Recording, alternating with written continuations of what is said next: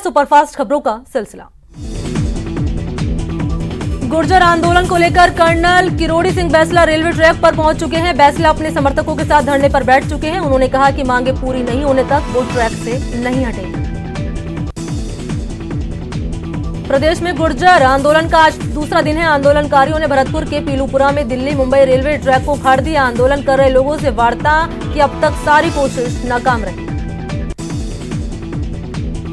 आंदोलनकारी गुर्जर रेल पटरियों पर जमे हुए हैं। यहां तक कि खाना पीना भी वहीं शुरू कर दिया। आंदोलनकारियों के खाने पीने की पूरी व्यवस्था गुर्जर समाज की ओर से की गई है। गुर्जर आरक्षण की हवा अब अजमेर में भी बनने लगी है। जिले के मांगलियावास कल्पवृक्ष मंदिर में आज समाज की महापंचायत हुई, जिसमें कर्नल किरोड़ी बैसला के प्रति गुर्जर समाज ने विश्वास जताया। गुर्जर आंदोलन की आग मेवाड़ तक भी पहुंचने लगी है। राजसमंद में भी गुर्जर आरक्षण संघर्ष समिति और गुर्जर महासभा ने कलेक्ट्रेट पर प्रदर्शन किया और सीएम के नाम ज्ञापन किया।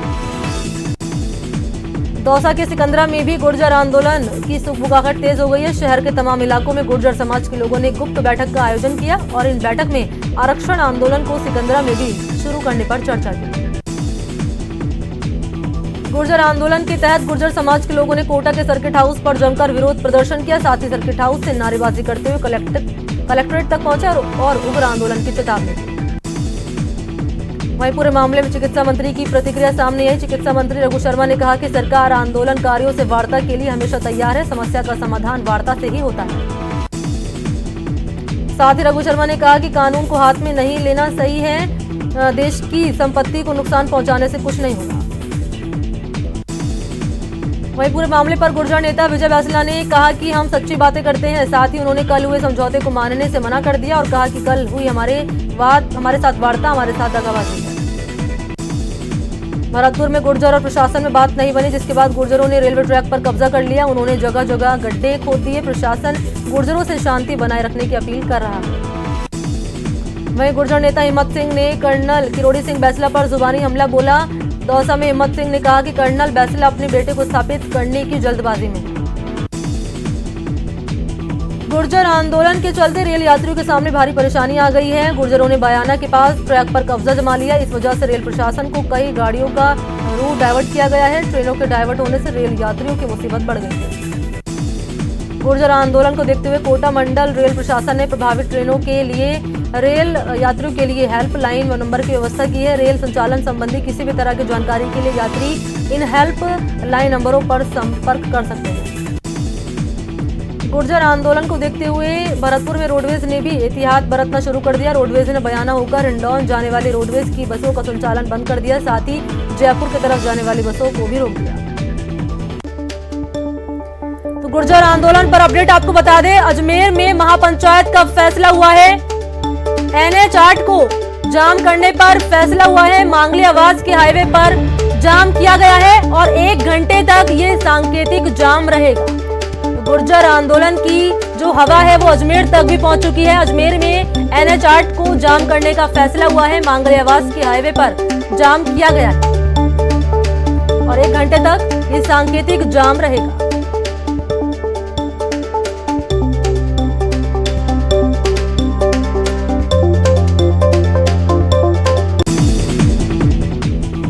राजस्थान विधानसभा की कार्रवाई के दूसरे दिन सदन में कृषि संशोधन विधेयक पर चर्चा हुई।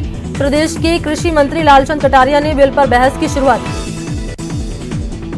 बहस के दौरान कृषि मंत्री लालचंद कटारिया ने कहा कि केंद्र के तीनों कृषि कानून किसान विरोधी हैं। उन्होंने केंद्र सरकार से तीनों कानून वापस लेने की मांग की। वहीं उपनेता प्रतिपक्ष राजेंद्र राठौड़ ने कहा कि सरकार सिर्फ बड़े नेताओं को खुश करने के लिए संशोधन विधेयक लेकर आई है। राठौड़ ने कहा कि केंद्र सरकार के कानून किसानों के हित में है।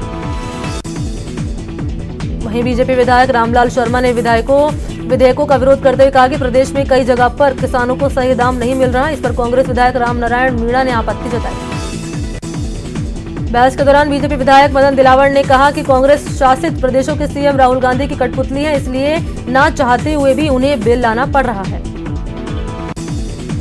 वहीं सहकारिता मंत्री उदयलाल आंजना ने कहा कि केंद्र के कृषि कानूनों का राजनीतिक दल नहीं बल्कि किसान विरोध कर रहे हैं। कई प्रदेशों के किसान आंदोलन कर रहे हैं, लेकिन सरकार के कानूनों पर जू तक नहीं रहेंगे। कृषि संशोधन विधेयक पर बहस के दौरान नेता प्रतिपक्ष गुलाब चंद कटारिया शाम 5 बजे अपनी बात रखेंगे, जिसके बाद सरकार की ओर से जवाब दिया जाएगा। विधानसभा में आज मास्क अनिवार्य करने वाला बिल भी पारित होगा। इसको लेकर सीएम गहलोत ने ट्वीट किया। उन्होंने लिखा कि कोरोना से बचाव हेतु मास्क की अनिवार्यता को लेकर कानून बनाने वाला राजस्थान पहला राज्य होगा। प्रदेश में 6 नगर निगम के लिए चुनाव हो चुके हैं, जिसकी काउंटिंग कल होगी। काउंटिंग से पहले बीजेपी ने प्रत्याशियों की बाड़ेबंदी की। जयपुर हेरिटेज निगम के 100 प्रत्याशियों को होटल में ठहराया गया। बीजेपी के पार्षद प्रत्याशियों की बाड़ेबंदी को लेकर जयपुर शहर बीजेपी अध्यक्ष राघव शर्मा ने अपनी प्रतिक्रिया दी। इस मसले पर उन्होंने कहा कि बाड़ेबंदी नहीं बल्कि प्रशिक्षण शिविर है, जो 10 नवंबर तक चलेगा। कोटा उत्तर और दक्षिण निगम में हुए चुनाव के नतीजे कल आ जाएंगे। निर्वाचन विभाग ने मतगणना के लिए कॉमर्स कॉलेज में व्यवस्थाएं पूरी की। वहीं दक्षिण निगम की मतगणना जेडीवी कॉलेज परिसर में होगी। राजस्थान हाईकोर्ट ने नियमित सुनवाई शुरू हो गई है। कोरोना के चलते करीब 1.5 महीने बाद नियमित सुनवाई फिर शुरू हुई। हालांकि सितंबर से हाईकोर्ट में वीसी के जरिए सुनवाई हो रही है। जयपुर के पटाखा कारोबारियों ने पटाखा और आतिशबाजी पर प्रतिबंध का विरोध किया। व्यापारियों ने तमाम संदेशों के साथ विरोध करते हुए सरकार से पटाखा बिक्री के लिए 10 दिन का समय मांगा। बीकानेर में बढ़ रहे अपराध के खिलाफ हिंदू क्रांति सेना ने जिला कलेक्ट्रेट पर जमकर विरोध प्रदर्शन किया। इस दौरान हिंदू क्रांति सेना के कार्यकर्ताओं ने कलेक्ट्रेट के सामने जमकर हंगामा किया। करौली में जमीन विवाद में हुई फायरिंग में एक युवक की मौत हो गई, जबकि एक युवक गंभीर रूप से घायल हो गया। पूरी घटना नजर नादौती के मेड़े गांव की है। भरतपुर के कासौट इलाके में 2 पक्षों में झड़प हो गई, जिसमें एक पक्ष का युवक दिनेश गंभीर रूप से घायल हो गया। घायल को परिजनों ने इलाज के लिए डीग अस्पताल में रेफर कर दिया है। अजमेर के रामगंज थाना इलाके में लूट के दौरान लुटेरों ने एक महिला की हत्या कर दी। बताया जाता है कि वारदात के समय महिला घर में अकेली थी। लुटेरों की तलाश के लिए पुलिस ने पूरे इलाके को सील किया। कोटा में मामूली विवाद में युवकों के 2 गुटों में चाकूबाजी हुई, जिसमें 4 युवक घायल हो गए। घायलों में 3 की हालत गंभीर है, जिन्हें अस्पताल में भर्ती करा दिया। कोटा के कुन्हाड़ी थाना इलाके में नगर निगम के गोताखोर रेस्क्यू ऑपरेशन कर रहे हैं। दरअसल रविवार नहर में नहाते समय एक युवक बह गया था, जिसको निकालने के लिए 24 घंटे से रेस्क्यू ऑपरेशन जारी है। उदयपुर की ऋषभ देव थाना पुलिस ने अवैध शराब से भरे ट्रक को जब्त किया। ट्रक से 1 करोड़ 10 लाख रुपए की अवैध शराब जब्त की। शुद्ध के लिए युद्ध अभियान के तहत पुलिस और स्वास्थ्य विभाग का अभियान लगातार जारी है। इस अभियान के तहत बूंदी पुलिस ने एक डेयरी से 12 क्विंटल मिलावटी मावा जब्त किया। जैसलमेर के रामगढ़ में खाद्य सुरक्षा विभाग की टीम ने कई प्रतिष्ठानों पर दबिश देकर खाद्य सामग्री के नमूने लिए। खाद्य सुरक्षा विभाग की टीम के रामगढ़ पहुंचने की सूचना पर हड़कंप मच गया। शुद्ध के लिए युद्ध अभियान के तहत बीकानेर में पुलिस ने नकली बावा से भरी एक पिकअप वैन को जब्त किया। पुलिस ने खाद्य विभाग को सूचना दे दी। शुद्ध के लिए युद्ध अभियान के तहत भरतपुर के कामा में मिठाइयों की दुकानों और डेयरी में छापेमारी की गई। एसडीएम विनोद मीणा के नेतृत्व में हुई कार्रवाई के बाद मिठाई कारोबारियों में हड़कंप है। झालावाड़ की सारोला थाना पुलिस ने सट्टेबाजी के खिलाफ बड़ी कार्रवाई की। पुलिस ने कार्रवाई करते हुए 9 सट्टेबाजों को गिरफ्तार किया। पुलिस ने आरोपियों के कब्जे से 1,12,000 रुपए बरामद किए।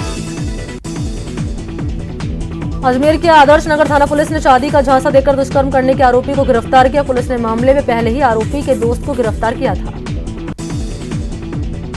निर्वाचन विभाग डूंगरपुर में पंचायती राज चुनाव की तैयारियों में जुटा है। इसी के तहत निर्वाचन विभाग ने विजय राजे सिंधिया ऑडिटोरियम में आरओ और एआरओ का प्रशिक्षण आयोजित किया। बीकानेर के नोखा के भूम मैयासर गांव में आग लग गई। आग लगने से 5 झोपड़ियां जलकर राख हो गई। इस अग्निकांड में लाखों रुपए के सामान जल गए।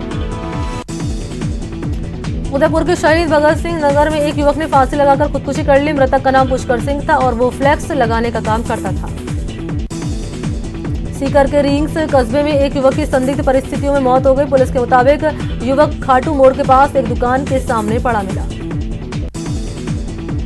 राजसमंद के जीडीए नर्सिंग इंस्टीट्यूट पर 60 छात्राओं ने धोखाधड़ी करने का आरोप लगाया। इसको लेकर छात्राओं ने कलेक्ट्रेट को ज्ञापन दिया और इंस्टीट्यूट के खिलाफ कार्रवाई की मांग की। 12 के NH-27 पर बमूलिया कला के पास कटका डिवाइडर दुर्घटना जोन साबित हो रहा है। रोड की तरफ आगे निकल रहे इस डिवाइडर से टकराने से अभी तक कई घटनाएं सामने आ चुकी है, लेकिन प्रशासन बेखबर बना हुआ है। भरतपुर की जीवनदायिनी माने जाने वाली सुजान गंगा नहर में इन दिनों मछलियों की तादाद तो बढ़ी है, लेकिन मछलियों की लगातार मौत हो रही है। लोगों के मुताबिक नहर में जहरीले पदार्थ के चलते मछलियों की मौत हो रही है। बीकानेर कलेक्टर नमित मेहता और एसपी प्रहलाद सिंह ने देर रात शहर का दौरा किया। उन्होंने शहर के कई इलाकों पर कानून व्यवस्था का जायजा लिया। झालावाड़ की भीमसागर सिंचाई परियोजना के तहत नहरों का जीर्णोद्धार चल रहा है, जिसमें बड़ी संख्या में बाल मजदूरों के काम करने का मामला सामने आया। गांव वालों ने अधिकारी और ठेकेदार के खिलाफ कार्रवाई की मांग की। भरतपुर का डीग जल महल मिट्टी से बने किले और रंगीन फव्वारों के लिए विश्व विख्यात है, लेकिन महल के आसपास फैली गंदगी से इस धरोहर की सूरत बिगाड़ दी है। कोटा में दीपावली महापर्व की तैयारियां शुरू हो गई हैं। जिले के ग्रामीण क्षेत्रों में कुम्हार समाज के लोग दिवाली के लिए दिए और खिलौने बनाने में जुटे हैं। टीडीएस डीलरों ने बीकानेर कलेक्ट्रेट पर प्रदर्शन किया। उन्होंने लॉकडाउन के दौरान बकाया कमीशन देने की मांग की। उन्होंने कहा कि कमीशन नहीं मिलने के चलते उनकी हालत दयनीय हो चली है। अतिक्रमण हटाने के नाम पर उदयपुर में मंदिरों के बाहर तोड़फोड़ पर विरोध लगातार जारी है। आज भी कई संगठनों ने कलेक्टर को ज्ञापन दिया और नगर निगम की कार्रवाई के विरोध किया। भरतपुर के व्यार नगर पालिका में चुनावी सरगर्मियां तेज होने लगी है। मतदाता सूची में संशोधन के लिए मतदान केंद्रों पर शिविरों का आयोजन किया जा रहा है। लोग 5 नवंबर तक अपनी आपत्तियां और दावे प्रस्तुत कर सकते हैं। देश में कोरोना के नए मामलों में कमी आ रही है। टेस्टिंग का आंकड़ा 11 करोड़ के पार पहुंच चुका है। इस बार 1 करोड़ टेस्टिंग पर सिर्फ 4,70,000 मरीज हैं, जो सबसे कम है।